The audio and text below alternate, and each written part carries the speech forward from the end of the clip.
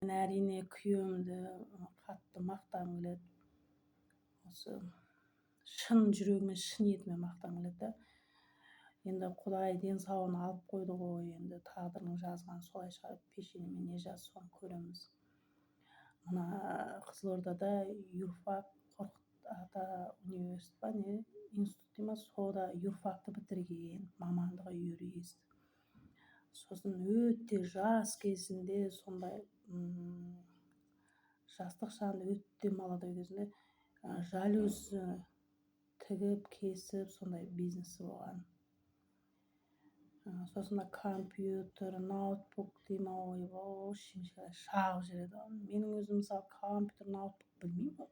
Өйткені оқымағанмын, мен 11-ге дейін оқыдым, болды. Ары қарай мен әкем марқұм оқытпаған. Ой, қыз баладан оқымау керек, байға теу керек, ұрпақ көру керек деп. Әйтпесе мен де 17 жасымда оқығым келді, шын айтқанда. Француз тілін қатты жақсы көрдім, сондай шет тілге барып деп. Инияз оқығым келді, Инияз институтын. Енді әкеміз басып жіберді ғой бізді. Бір басқаның уже басылып кетесің екен да. Солай. Сол күйеуімді өте мақтағым келеді. Енді аман болсын жаным, сол аман болсын.